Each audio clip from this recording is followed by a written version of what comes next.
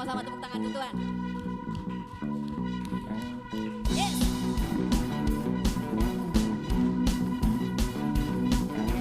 Kau tak pernah tinggalkan, kau besertaku, beserta di setiap langkahku. Amin. Kau selalu perhatikan seluruh kehidupanku, seluruh kehidupanku. Awalah.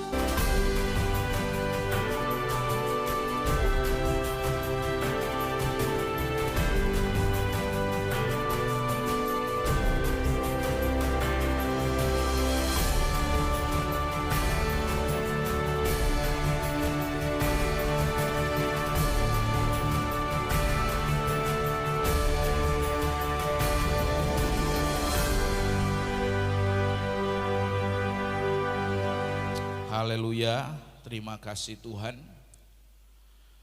Kami telah meneduhkan hati kami dan fokuskan hati kami agar dapat mendengar sabda firman Tuhan dengan lebih baik lagi pada hari ini ya Tuhan. Karena kami tahu makanan rohani kami adalah firman Tuhan, firman yang menyegarkan, firman yang menguatkan, firman yang memberikan kekuatan dalam kehidupan kami. Kami mau sungguh-sungguh menerimanya ya Tuhan, agar hidup kami bisa menjadi berkat dimanapun kami berada. Hidup kami bisa menjadi berkat bagi orang lain. Hidup kami bisa membawa pengaruh yang baik bagi orang lain ya Bapa. Terima kasih Tuhan, terima kasih. Menyiapkan hati dan pikiran kami, berkatilah hamba-Mu juga yang menyampaikan Tuhan. Pakai hamba-Mu yang terbatas ini, urapi dengan kuasa-Mu yang tidak terbatas. Di dalam nama Tuhan Yesus Kristus, kami siap mendengarkan sabda firman Tuhan. Haleluya, amin. Puji nama Tuhan. Tema kita bulan ini adalah Lest We Forget, yang artinya janganlah dilupakan. Dan di minggu yang terakhir temanya adalah We Never Saw Anything Like This. Yang begini belum pernah kita lihat. Nah Bapak Ibu Saudara-saudari, saya membuka renungan firman Tuhan dengan mengawali dengan mengatakan kalimat seperti berikut. Bapak Ibu, merupakan suatu realitas kalau saudara mengalami kemajuan, entah itu dalam hal karir, usaha, ataupun sisi-sisi kehidupan lainnya, tidak semua orang akan ikut bergembira dengan keberhasilan yang saudara alami tersebut. Betul atau betul sih Bapak Ibu? Betul atau betul? Siapa di sini kalau lihat orang yang berhasil bahagia? Coba lambaikan tangannya. Oh, terakhir semua mengangkat. Saya kira cuma pada manik saja. Karena memang realitas dalam hidup ini, ya, kalau melihat orang yang berhasil itu, banyak orang yang tidak bahagia, betul? Padahal keberhasilan seseorang itu sebenarnya tidak berdampak apapun dalam hidupnya, ya kan? Tetapi karena ada iri hati, ya kan? Ada apa, rasa kok, ngapain sih dia bisa berhasil kan begitu ya. Padahal keberhasilan orang tersebut sebenarnya tidak merugikan dirinya, tidak berdampak apapun bagi dirinya. Tapi seringkali merupakan realitas ketika orang berhasil, tidak semua orang akan ikut bergembira. Makanya tadi saya tanya di dalam ruangan ini, kalau lihat orang berhasil bahagia tidak? Atau mulai muncul nyinyirnya, Allah, ya kan? Paling karena bla bla bla, atau Allah paling karena ini dan misalnya gitu ya. Orang sukses usahanya, Allah paling gini, atau paling pakai dukun. Atau apa lagi, Allah paling kenapa dia kok bisa sukses di pekerjaannya, Allah paling banyak korupsi itu. Pokoknya realitas lah, realitas dalam kehidupan ini. Kalau orang berhasil itu, entah itu karena karir, usaha, atau posisi kehidupan yang lain, itu pasti tidak semua orang ikut bergembira. Nah sebagai contoh dulu ya, waktu saya itu dulu kan luar biasa waktu sekolah dulu ya, luar biasa baik gitu, alias kebalikannya. Begitu saya baik, mulai nggak ikut kumpulan mereka, langsung dinyinyirin saya, Allah katanya. Dinyinyirin saya, Allah pura-pura baik, udahlah ayolah gabung lagi lah, lakukan inilah itu dan sebagainya. Mereka itu tidak senang kalau saya jadi anak yang baik, saudara. Nah ini mentalitas seperti ini Bapak Ibu, atau gejala kejiwaan yang seperti ini yang diidap oleh banyak orang ini, kalau dalam psikologi ya, lazim disebut sebagai crab mentality atau mentalitas kepiting. Katakan kanan kiri, mentalitas kepiting. Apa saudara? Mentalitas kepiting. Kalau bahasa sederhananya ini saudara, SMS ini saudara. Senang melihat orang susah, susah melihat orang. Ini nah di dalam situs Hello ya, Hello Sehat ya, Dijelaskan alasan mengapa hal tersebut itu disebut sebagai crab mentality, yaitu karena perilaku yang ditunjukkan para kepiting ketika mereka dimasukkan ke dalam sebuah ember. Jadi dilakukan satu eksperimen ya. Di dalam satu ember itu ditaruh beberapa kepiting. Nah, karena di dalam ember tentulah ada yang hendak mau keluar dari ember tersebut, salah satu kepitingnya. Namun apa yang terjadi? Begitu salah satu kepiting itu hendak keluar dari ember itu, ternyata ada yang menghambat. Siapa yang menghambat? Para kepiting lain. Bagaimana dihambatnya? Dijepit. Sama seperti ini saudara. Dijepit kepiting tersebut, saling menjepit, sehingga tidak ada satupun yang keluar daripada ember tersebut. Padahal kalau kepiting tadi keluar dari ember sebenarnya nggak ada juga yang rugi kan. Tetapi itulah crab mentality atau mentalitas yang namanya kepiting. Nah, seorang profesor psikologi ya di dalam jurnal Psikologi Today, mentalitas kepiting ini banyak diidap oleh manusia, saudara. Makanya tadi saya tanya di ruangan ini, kalau lihat orang berhasil, senang, atau ada timbul iri hati, ada timbul nyinyiran, saudara. Siapa di sini kalau lihat orang berhasil sukacita?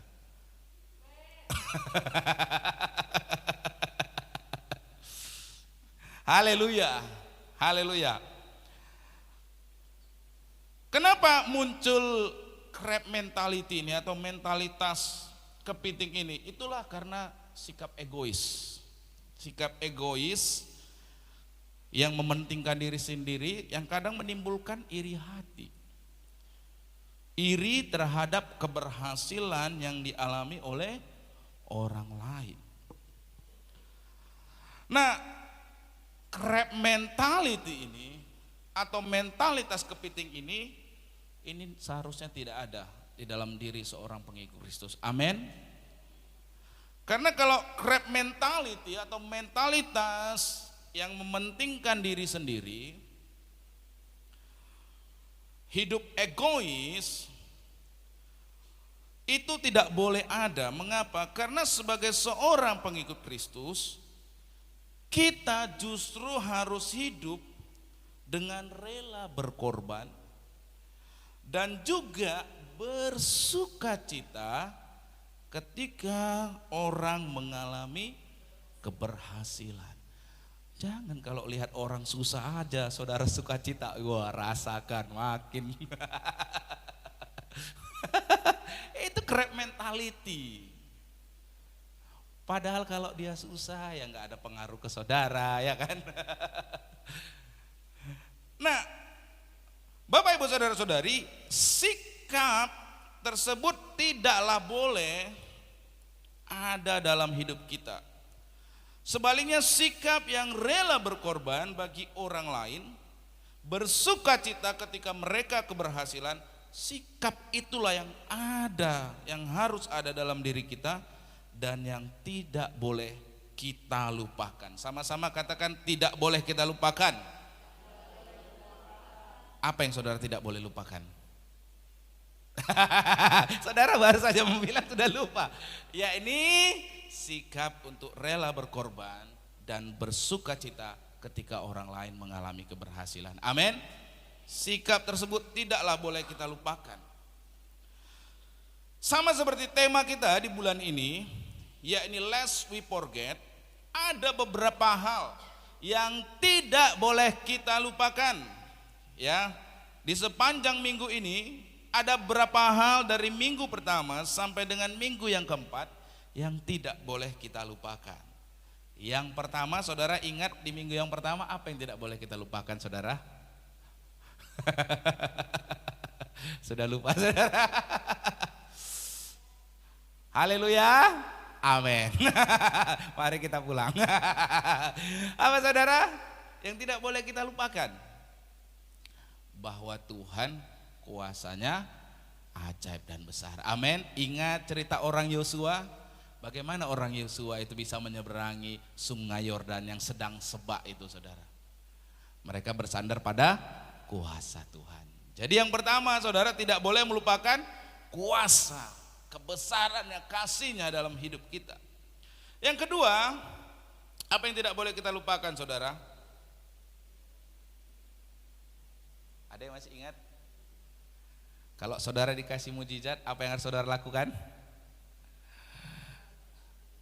Tanggung jawab dalam, artinya ketika saudara diberkati Tuhan, apa yang harus saudara lakukan? Tidur Pak di rumah Pak. Kan udah diberkati, makin enak diberkati makin tidur. Tidak, tetapi ada tanggung jawab, saudara. Ketika saudara diberkati ada tanggung jawab. Yang ketiga, apa yang tidak boleh kita lupakan, saudara? Baru dikesan minggu lalu kemarin. Apa yang tidak boleh kita lupakan? Minggu lalu dikesan. Siapa di sini yang kami selalu kesan? Apa, saudara? Apa yang tidak boleh kita lupakan? Apa? Pertolongan Tuhan, puji Tuhan. Udah berusaha Pak, tapi masih salah. Gak apa-apa ya, berikan tepuk tangan, sudah berusaha. Apa yang tidak boleh kita lupakan?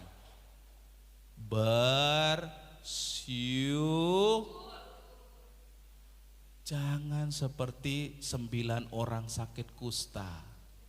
Ya kan? Begitu mendapatkan pertolongan Tuhan, mujizat Tuhan, kemana yang 9 orang? Lupa. Hanya 1 orang yang kembali kepada Yesus, tersungkur bersujud, dan dia bersyukur karena disembuhkan. Nah yang ketiga, janganlah kita hendaknya lupa untuk bersyukur. Bersyukurnya itu apa? Mengutamakan Tuhan lebih dari pertolongannya. Mengutamakan Tuhan lebih daripada mujizatnya. Kemarin saya bilang seringkali orang Kristen 9 dari 10 orang sakit kusta, betul? 9 dari 10. Bayangkan saudara, itu berarti rate-nya rendah banget itu saudara ya, 10%. Artinya dari 100, gambarnya 100 orang Kristen hanya 10% yang ingat bersyukur. 90%-nya lupa. Nah yang ketiga kita belajar, janganlah hendaknya kita lupa bersyukur. Dengan selalu mengingat Tuhan, dengan selalu beribadah kepada Tuhan. Dan yang keempat, yang tidak boleh kita lupakan adalah pentingnya hidup menjadi berkat bagi orang lain, yang juga tidak terlepas dari sikap tidak mementingkan diri sendiri. Apa ya, sikap yang keempat yang tidak boleh kita lupakan, yakni hidup harus menjadi berkat dengan tidak mementingkan diri sendiri. Karena tidak mementingkan diri sendiri itulah, dari situ akan ada muncul iman yang akan membuka pintu mujizat bagi Tuhan. Nah dalam hal ini Bapak Ibu Saudara-saudari, kita akan belajar dari peristiwa mujizat yang dialami oleh seorang yang lumpuh dan yang disembuhkan oleh Tuhan Yesus, dan yang dibawa oleh 4 orang kepada Tuhan Yesus. Nah peristiwa ini ada dicatat di 3 kitab Injil, baik Matius, Markus, dan Lukas. Dalam hal ini kita akan membaca Markus pasalnya yang kedua, ayat yang pertama sampai dengan ayat yang kelima. Lalu kita akan lompat ke ayatnya yang ke-12. Firman Tuhan, Markus 2. Kemudian sesudah lewat beberapa hari, waktu Yesus datang lagi ke Kapernaum, tersiarlah kabar bahwa ia ada di rumah. Maka datanglah orang-orang berkerumun, sehingga tidak ada lagi tempat, bahkan di muka pintu pun tidak. Sementara ia memberitakan firman kepada mereka, ayatnya yang ketiga, ada orang-orang datang membawa kepada Yesus seorang yang lumpuh.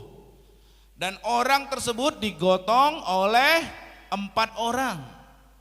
Tetapi mereka tidak dapat membawanya kepada Yesus karena ada orang banyak di rumah itu. Lalu mereka membuka atap rumah, membuka atap yang ada di atasnya. Nah, sesudah terbuka, mereka menurunkan tilam tempat orang lumpuh itu terbaring.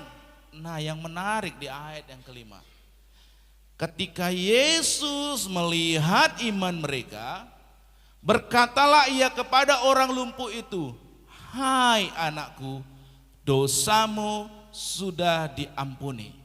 Lompat ayat yang ke-12.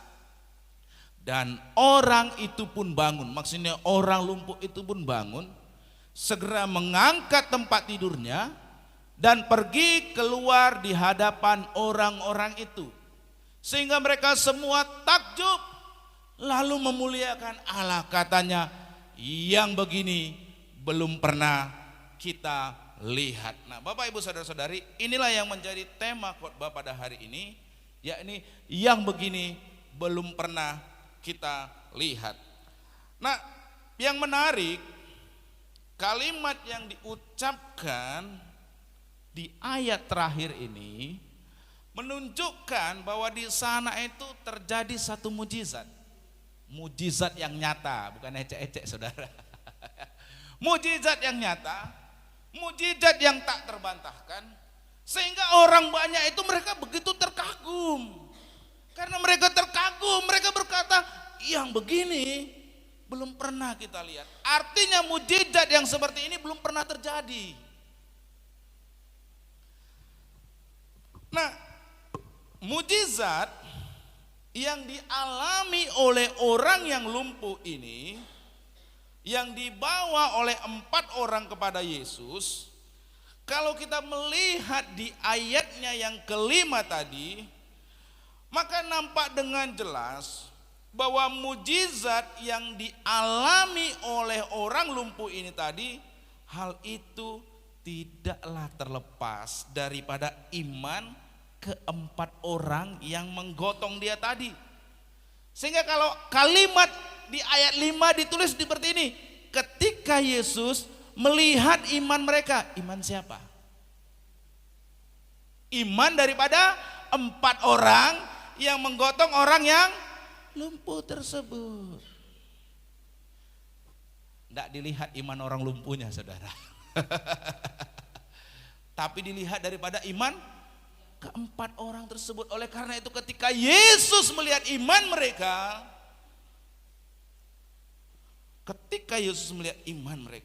ke-4 orang yang menggotong orang lumpuh itu, dan bagaimana ketika ke-4 orang itu membongkar atap rumah, lalu menurunkan orang lumpuh itu, Bapak Ibu Saudara-saudari,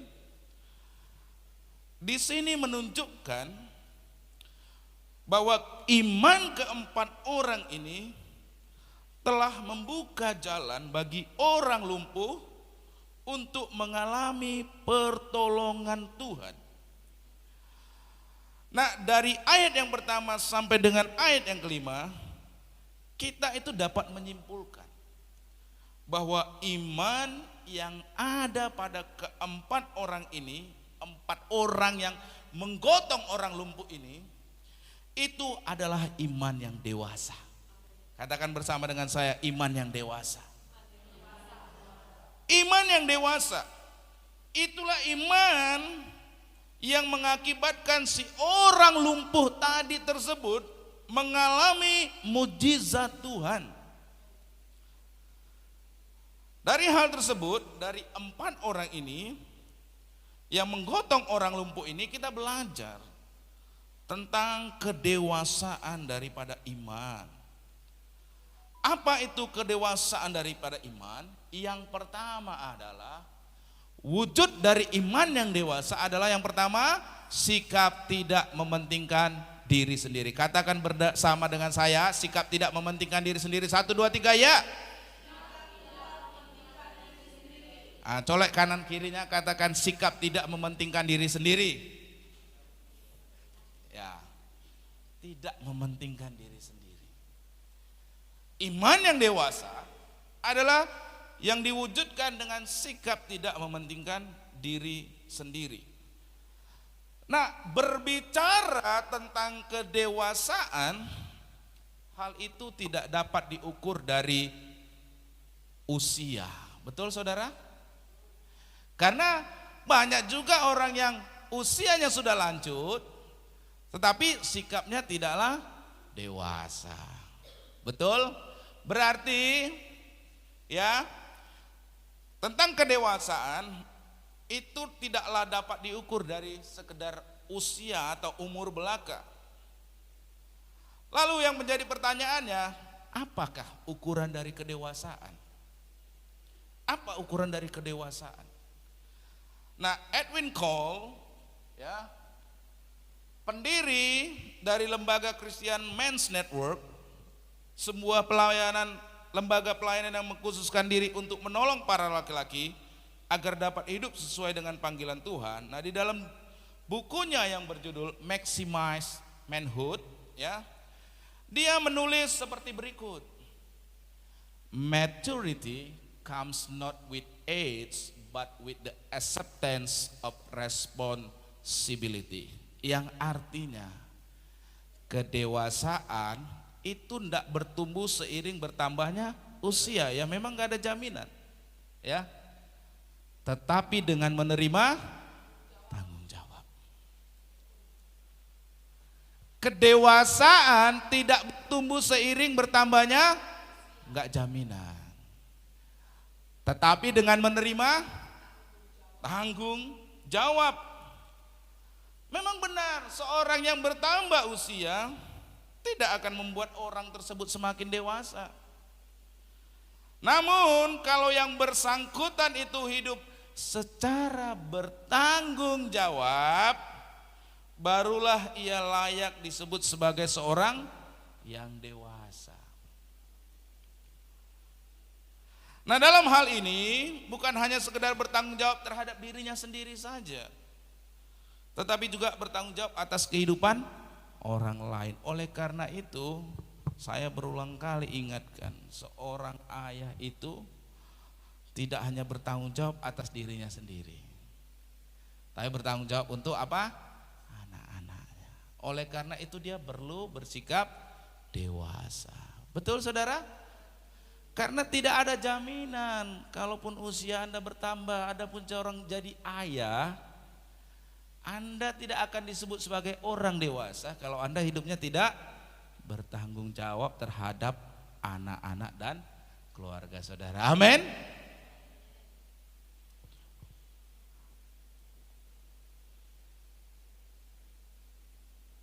Orang yang dewasa adalah orang yang mampu memikirkan kepentingan orang lain, tidak hanya sekedar memikirkan kepentingannya sendiri.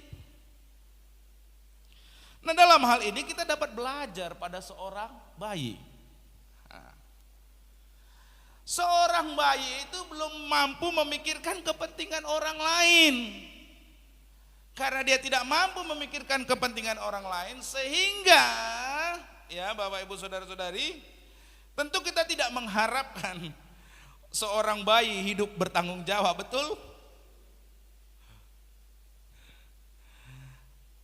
Ini bayi, kalau tengah malam, bayi itu kan suka haus ya saudara, betul? Yang punya bayi kan di sini banyak, pasti tahu lah, ya kan? Kalau tengah malam bayi itu haus, dia itu tidak sanggup memikirkan kepentingan orang lain. Dia tidak berpikir gini, "Hai, mamaku ya udah capek satu harian. Hari ini dia sudah tidur lelap. Udahlah, walaupun aku haus, nggak usahlah aku minum, kutahankanlah sampai besok pagi." Ada bayi yang kayak gitu saudara? Nggak ada saudara. Kenapa? Karena dia belum mampu memikirkan kepentingan orang lain. Sehingga tentu kita tidak bisa mengharapkan dia juga hidup bertanggung jawab terhadap orang lain. Oleh karena itu ya saudara, tidak heran kan, nah, bayi itu tidak mau memikirkan kepentingan mamanya. Oleh karena itu kalau dia udah haus, dia pasti apa? Nangis dia. Nggak peduli mamanya baru gini-gini matanya, nggak peduli baru membuat apa, nggak peduli baru mengerjakan apa, nggak peduli dia. Begitu dia haus, dia akan menangis. Itulah seorang bayi. Oleh karena itu seorang bayi tidak bisa diharapkan untuk berpikir secara dewasa, karena dia belum mampu memikirkan kepentingan orang lain, dan sudah tentu ia tidak bisa atau mampu untuk bertanggung jawab terhadap orang lain. Tetapi berlainan dengan bayi tadi, orang yang dewasa tidak hanya memikirkan dirinya sendiri, tetapi juga memikirkan kepentingan orang lain. Itulah orang yang dewasa. Ia itu tidak hidup dengan mentalitas kepiting atau crab mentality. Ya, tidak senang ketika melihat orang lain berbahagia. Bu Justinop ini suka, dia tidak senang melihat saya berbahagia. Kalau dia sudah sibuk kerja di dapur, saya duduk segitu santai di kursi ya, langsung pi katanya. Bantu dulu sedikit. Nah, tapi Bu Justinop bukan crab mentality ya Bu ya. Hanya maksudnya saya tuh bangun pagi bantulah, jangan diam-diam aja gitu ya. Nah, crab mentality.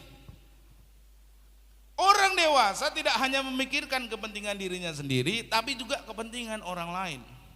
Ia akan hidup dalam mentalitas yang rela berkorban demi kebaikan orang lain. Nah, hal inilah yang kita dapat lihat dalam diri 4 orang yang menggotong orang yang lumpuh tadi, sebagaimana yang dicatat di ayat yang ketiga. Dikatakan ada orang-orang datang membawa kepada Yesus seorang lumpuh, digotong oleh berapa orang? 4 orang. Dibawa ke hadapan Tuhan Yesus oleh ke-4 orang tersebut, supaya orang lumpuh tersebut mendapatkan pertolongan. Kalau kita melihat di ayat yang kelima, di sana dikatakan ketika Yesus melihat iman mereka. Iman siapa? 4 orang yang tersebut itu. Maka kita dapat menyimpulkan, bila ke-4 orang tadi bersedia berjeri lelah untuk membawa si orang lumpuh tadi kepada Yesus, maka hal tersebut juga adalah karena iman yang ada dalam diri mereka.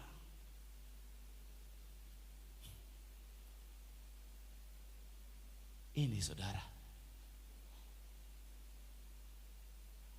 apabila ke-4 orang tadi bersedia berjeri lelah untuk membawa orang lumpuh itu kepada Yesus, maka hal tersebut adalah karena iman yang ada dalam diri ke-4 orang tersebut. Mereka percaya bahwa Yesus akan menolong temannya itu. Itu membuat mereka bersedia mengesampingkan kepentingan sendiri.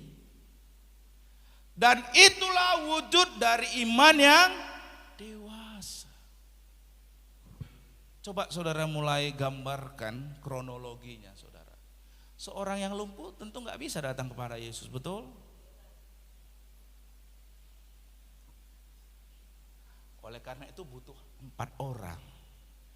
Artinya ke-4 orang tersebut memiliki iman. Kalau orang lumpuh tersebut dibawa kepada Yesus, orang lumpuh tersebut akan sembuh. Itu sebabnya di ayat yang kelima dikatakan ketika Yesus melihat iman mereka. Iman siapa? Iman ke-4 orang itu. Mereka bersedia berjeri lelah untuk membawa orang lumpuh itu kepada Yesus. Karena iman yang ada dalam diri 4 orang tersebut. Mereka percaya kalau Yesus itu akan menolong temannya itu. Dan inilah wujud dari iman yang dewasa. Iman yang tidak mementingkan diri sendiri. Amin Bapak Ibu Saudara-saudari. Amin.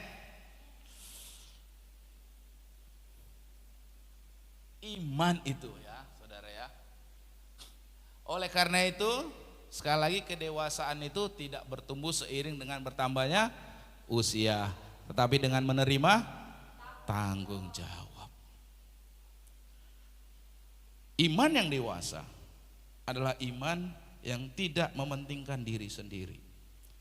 Oleh karena iman keempat orang tersebut, sebabnya Tuhan Yesus berkata, iman, ketika Yesus melihat iman mereka, orang lumpuh tersebut mengalami kesembuhan. Selanjutnya yang kedua, wujud dari iman yang dewasa adalah apa?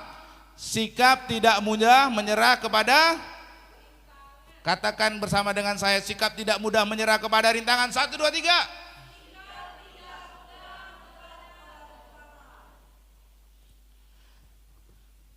Nah memang antara kedewasaan dan sikap tidak mudah menyerah kepada kesukaran itu haruslah berjalan orang yang dewasa adalah orang yang tidak mudah menyerah kepada kesukaran.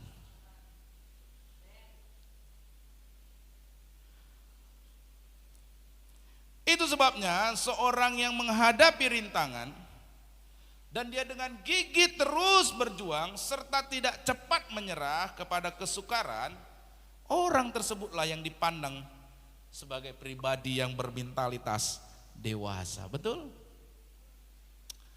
Kan kita suka berkata, cepat kali kau menyerah, kayak anak-anak. Kenapa? Karena orang dewasa itu orang yang tidak akan cepat menyerah. Orang yang akan terus gigih berjuang dengan keras. Dan itu berjalan seiring. Nah, sikap seperti inilah yang terdapat dalam diri seorang yang bernama Ramchandra Das. Seorang petani yang hidup di provinsi Bihar di India. Nah, sebagaimana yang dikabarkan dalam surat kabar The Guardian ya, saudara, yang bersangkutan ini luar biasa saudara. Kenapa? Karena dia hidup di sebuah kampung yang terisolasi tanpa ada jalan raya menuju ke kampungnya tersebut. Nah, untuk pergi ke jalan raya yang terdekat, mereka harus berjalan melewati kurang lebih sejauh 7 km. Itu pun ada bukit batu yang memisahkan antara kampung mereka dengan jalan raya tadi. Jadi harus gini saudara, ini kampung mereka, di sini jalan raya, ini ada bukit. Jadi melewatinya harus gini. Ya, saudara. Nah, karena itu Ramchandra dan penduduk kampungnya mereka mengajukan kepada pemerintah setempat supaya dibuatlah terowongan, ditembuslah bukit tadi supaya mereka itu bisa mempersingkat waktunya untuk ke jalan itu ya, dari kampung mereka ke jalan raya. Nah, namun pemerintah itu tidak menanggapi permintaan mereka. Nah, hingga akhirnya suatu hari Ramchandra ini nih orangnya nih saudara ya, dia mengambil sebuah palu dan pahat dan dengan tangannya sendiri tanpa bantuan mesin ia memahat bukit batu tadi saudara. Sini kampung, sini jalan raya, ada bukit, dipahat sendiri saudara. Ya. Selama 14 tahun, selama berapa saudara? 14 tahun. Dengan gigih ia bekerja membuat terowongan selebar 4 meter dan sepanjang 40 meter. Dengan apa? Palu dan pahat saudara. Kebayang gak saudara? Nah, akhirnya setelah 14 tahun ya, berhasillah dia membuat terowongan ini saudara. Terowongan ya, lebar 4 meter, panjangnya 10 meter. Dengan apa? Palu dan pahat.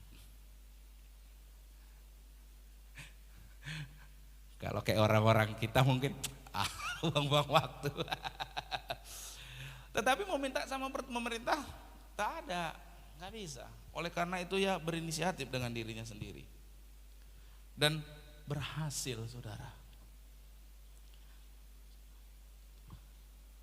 Perjuangannya yang gigih tersebut itu membebaskan kampungnya dari keadaan yang terisolasi. Dan inilah sikap pantang menyerah, ya, yang mewarnai orang yang bermentalitas dewasa. Amin, saudara. Orang yang dewasa tidak mudah menyerah. Orang yang dewasa berjuang dengan gigih. Nah, kegigihan seperti ini juga yang terdapat dalam diri keempat orang yang menggotong orang lumpuh tadi. Kalau kita membaca di ayat yang kedua, ya, ditulis, maka datanglah orang-orang berkerumun sehingga tidak ada lagi tempat. Bahkan di muka pintu pun tidak. Sementara ia memberitakan firman kepada mereka. Artinya ketika Tuhan Yesus berada di rumah tersebut, sedang memberitakan firman, rumah tersebut sesak, dipenuhi oleh orang banyak. Bahkan dikatakan ini loh, pintu, di muka pintu pun gak ada lagi tempat, sesak, saudara.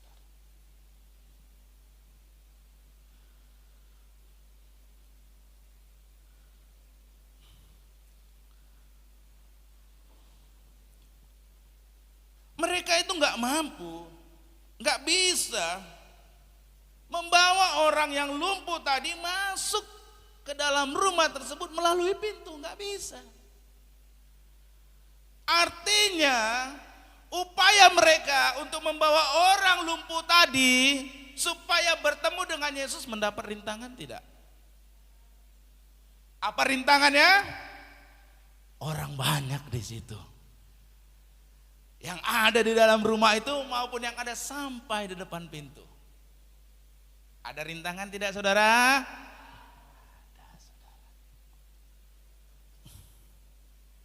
Nah, yang menarik, menghadapi rintangan tersebut, apa yang dilakukan oleh keempat orang tadi? Adakah mereka berkata, sorry lah kawan ya, kami itu udah bawa loh sejauh ini, tapi apa boleh buat lah, mau masuk nggak bisa, udah banyak orang, sesak nggak bisa masuk, udahlah, memang nasib mulah kayak gini. Adakah mereka berkata seperti itu, saudara? Adakah ketika mereka menghadapi rintangan itu mereka berkata, apa boleh buatlah, kita udah berusaha berjuang, tapi cuma sampai sejauh ini, berarti engkau memang ditakdirkan untuk lumpuh. Adakah mereka berkata seperti itu? Ada, saudara. Nah, seringkali kita itu orang yang beriman, betul. Tetapi ketika menghadapi rintangan, kesulitan, tantangan, kita berkata, memang mungkin nasibku kayak gini. Memang aku sudah berusaha sampai ini, apa boleh buat? No. Apa yang dilakukan oleh keempat orang tadi? Ketika mereka menghadapi rintangan tersebut, mereka tidak mampu membawa orang lumpuh tersebut kepada Yesus. Apa yang mereka lakukan? Di ayat yang keempat, tapi mereka tidak dapat membawanya kepadanya karena orang banyak itu. Apa yang mereka lakukan? Lalu mereka membuka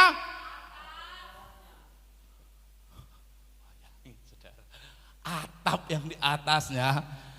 Sesudah terbuka, mereka menurunkan tilam tempat orang lumpuh itu terbaring. Gak menyerah mereka, Bapak Ibu. Amin. Jangan katakan engkau anak Tuhan, orang percaya, kalau menghadapi rintangan kesukaran langsung menyerah. Jangan katakan kau orang percaya. Jangan katakan saya orang percaya Kristus, orang yang beriman. Kalau menghadapi kesukaran, tantangan, menyerah. Orang tersebut luar biasa, keempat orang ini. Menghadapi rintangan, ada tantangan, mereka tidak menyerah. Dan inilah sikap yang gigih. Sikap yang gigih dan tidak mudah menyerah kepada rintangan. Hello, hidup kita ini pasti banyak tantangan, rintangan, kesulitan, betul? Jangan menyerah. Bersikaplah gigih. Jangan ada rintangan sedikit, sudahlah, memang nasibku begini. Sudahlah, takdirku begini. Sudahlah, memang jalan Tuhan begini. Enggak ada, saudara. Halo saudara, kalau engkau orang percaya, engkau murid Kristus, engkau tidak akan menyerah. Amin. Engkau akan terus berjuang gigih, dan itulah orang yang dewasa.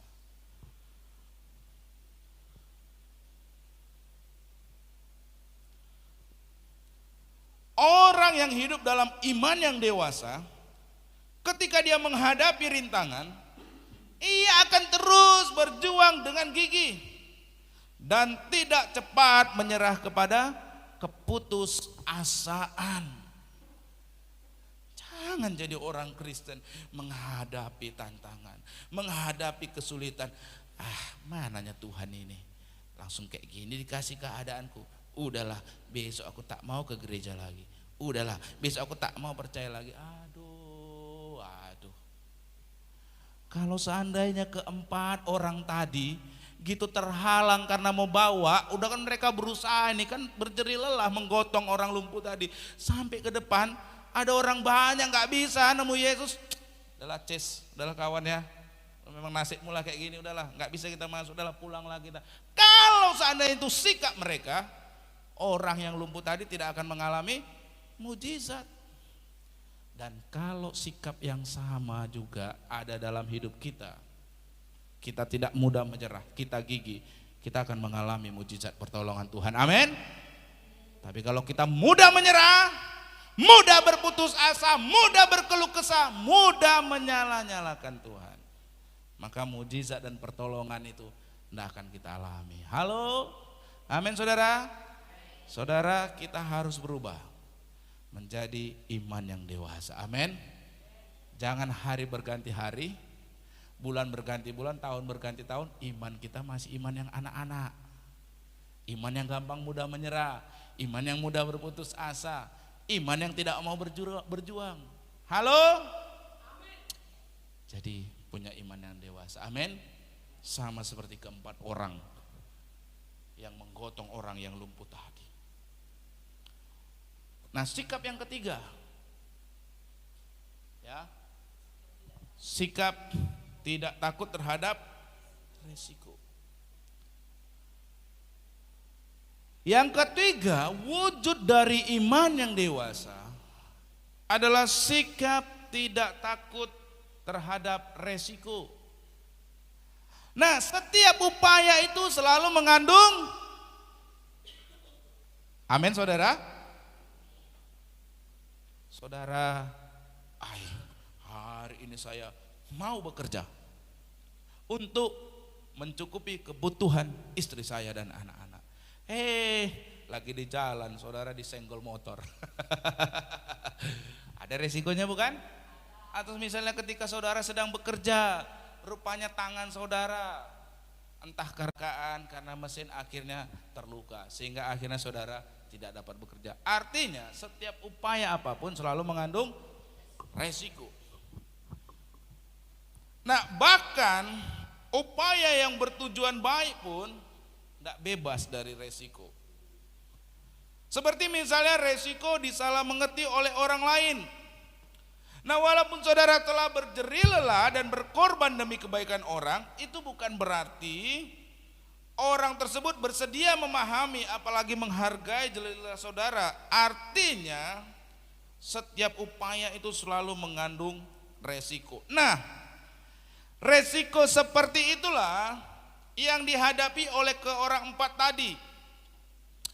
Mereka itu kan membawa orang lumpuh tadi datang kepada Tuhan Yesus. Tentu maksudnya baik bukan? Ya kan? Agar apa? Orang lumpuh tadi mengalami kesembuhan, ya. Namun seperti yang kita belajar tadi, ya, mereka menghadapi rintangan. Karena di ayat 4 kan ditulis itu ya, mereka tidak dapat membawa yang bersangkutan orang lumpuh tadi kepada Yesus karena ada orang banyak. Lalu apa yang mereka dikatakan? Lalu mereka membuka atap yang ada di atas Yesus, dan sesudah terbuka mereka menurunkan tikar tempat orang itu terbaring. Artinya maksud mereka baik, tetapi mereka menghadapi rintangan. Karena menghadapi rintangan itu mereka terhalang orang banyak, mereka membuka atap, ya kan? Dibongkar ini atapnya, lalu diturunkan pas ada di atas Yesus. Nah, jelas kalau saudara nilai ini sendiri, tindakan mereka ini beresiko enggak? Saya tanya, tindakan mereka beresiko tidak? Kenapa? Ada yang bisa jelaskan kenapa beresiko?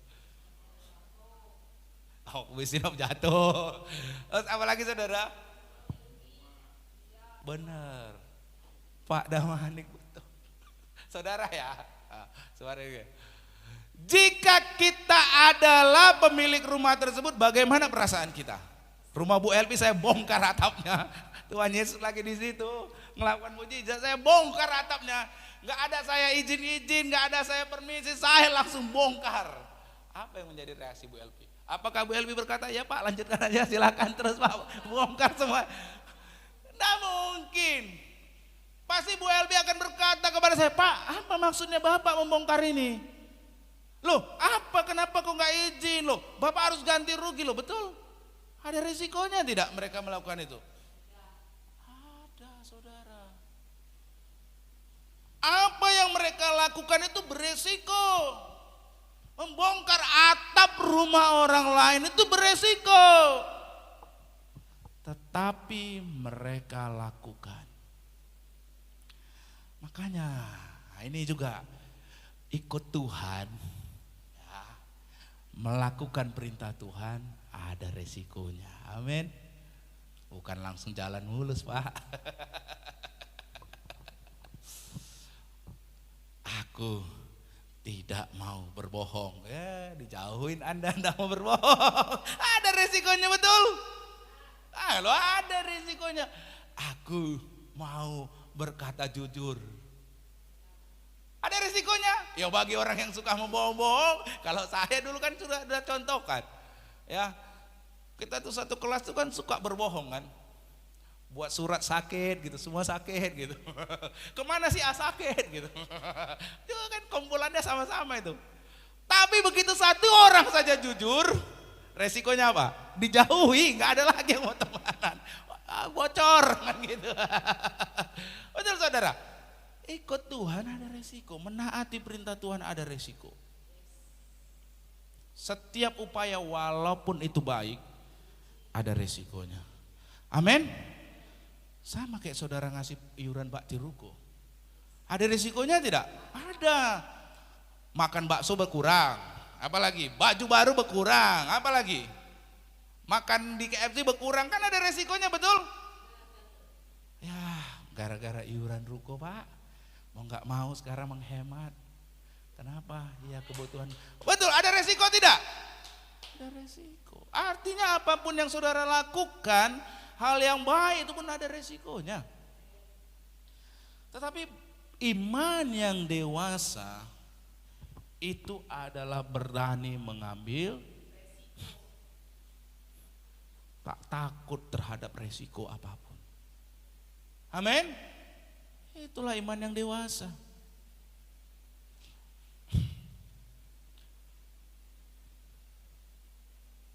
Iman yang dewasa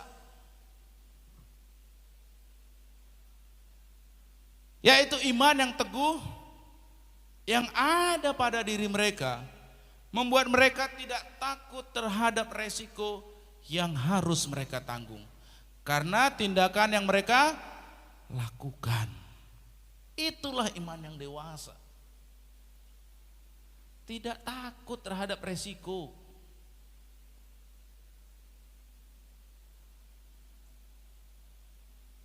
Iman akan membuat orang melakukan tindakan iman.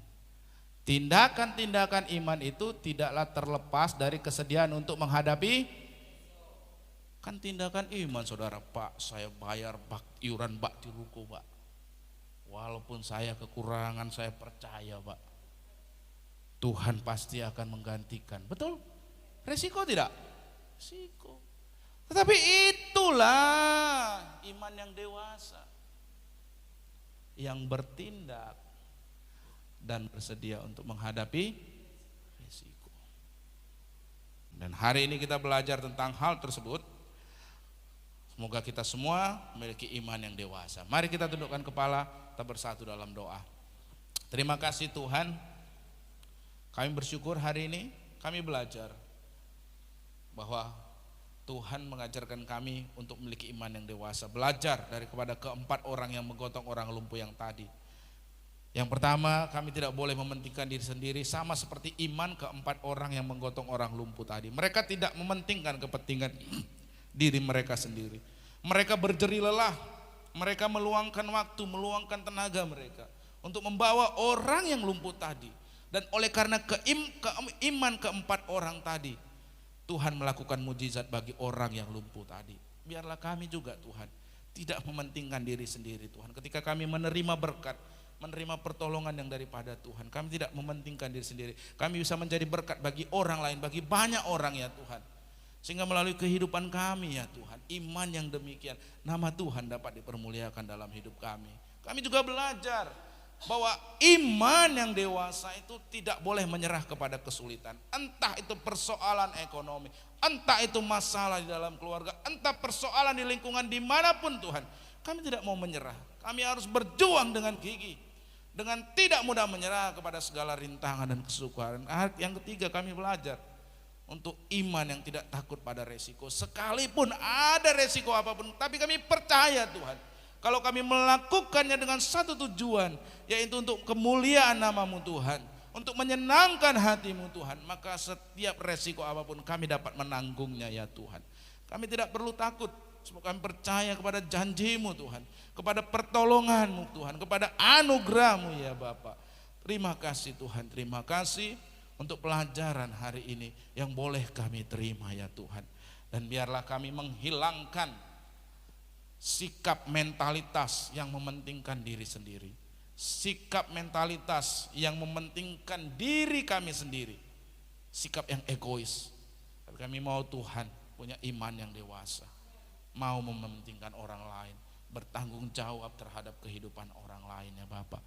Kami rindu itu terjadi Tuhan. Kami mau belajar dari keempat orang ini Tuhan, bagaimana mereka berkorban, mereka rela berkorban untuk orang yang lumpuh tadi ya Tuhan, sehingga Engkau melakukan mujizat-Mu. Kami mau hidup kami juga seperti demikian Tuhan.